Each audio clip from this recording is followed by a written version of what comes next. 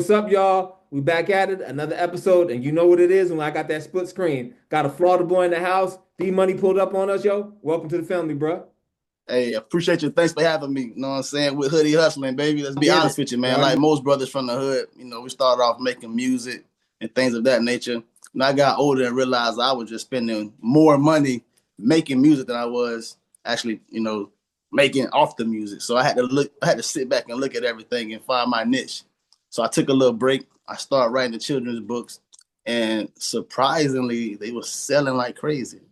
And I look at it like, I'm making a difference. So schools start picking them up and start bringing me in to read to the kids and stuff. And I don't have any kids, but the kids is the future. So I'm like, hey, let's run it, man. You know what I'm saying?